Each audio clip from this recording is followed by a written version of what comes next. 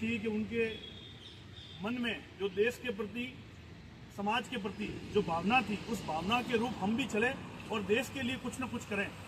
उन्होंने जो युवाओं के लिए संदेश दिया और देश में जो जय हिंद का नारा दिया, उससे देश पूरा जाग उठा और आज़ादी में बहुत बड़ी भूमिका हुई।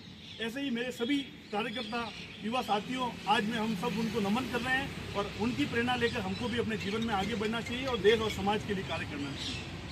सुभाष चंद्र बोस की 128वीं जयंती मनाने के लिए एकत्रित आए हैं। आज के दिवस को हम हमारे देश में पराक्रम दिवस के रूप में मनाते हैं।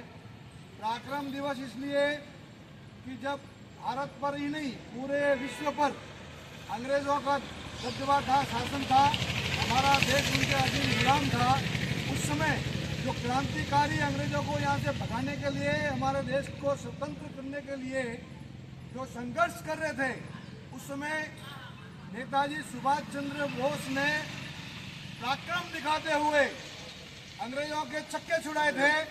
उन्होंने जो स्वतंत्रता सेनानी के रूप में जो काम किया था, वो पराक्रम के रूप में उसको माना जाता है।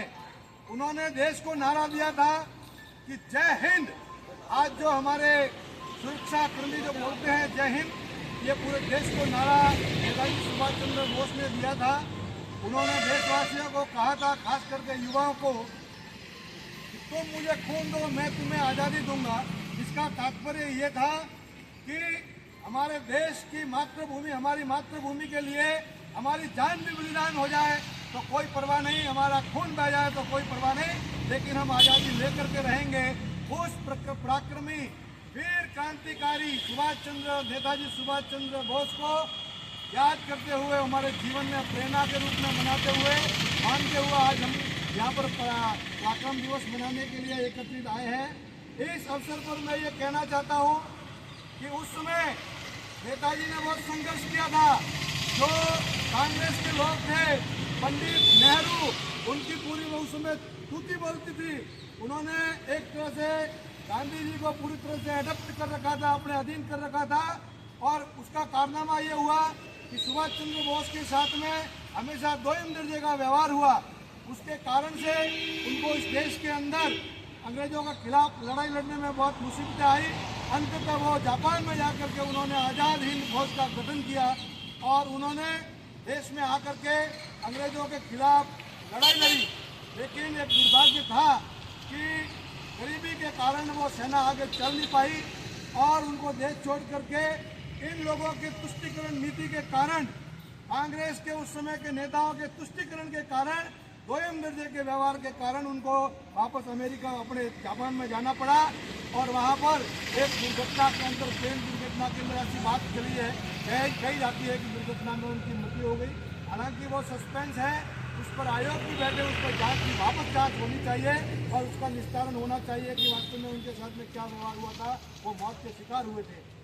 देखिए, आज जो हमारे नेताजी सुभाष चंद्र बोस की जो प्रेरणा है पराक्रम के रूप में, हमारे देश के यशस्वी प्रधानमंत्री माननीय नरेंद्र भाई मोदी, उनकी प्रेरणा से जो पाकिस्तान के जो टेररिज्म एक्टिविटीज के कैंप लगे हुए थे अधिकृत पाकिस्तान के क्षेत्र में, उन्होंने पराक्रम दिखाते हुए निर्णय लिया और उस पराक्रम के निर्णय के स्वरूप हमारे फौजियों ने, हमारी पराक्रमी सेना ने सर्जिकल स्ट्राइक करके उन कैंपों को नेस्ताबूद किया और पूरे दुनिया को दिखा दिया कि पाकिस्तान तो क्या, दुनिया की कोई भी ताकत आतंकवाद चला नहीं सकती है और हमारे देश के खिलाफ कोई साजिश नहीं कर सकती।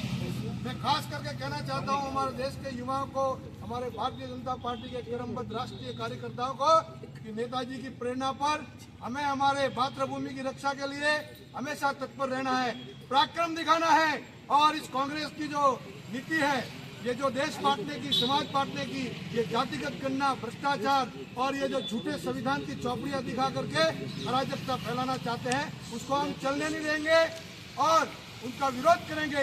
और भारतीय जनता पार्टी की राष्ट्रवादी नीति को, हमारे विचार को निरंतर आगे बढ़ेंगे और नेताजी सुभाष चंद्र बोस की प्रेरणा से हम आगे बढ़ेंगे। आज के दिवस को उनको नमन करते हुए मैं मेरी बात को पूरी करता हूँ।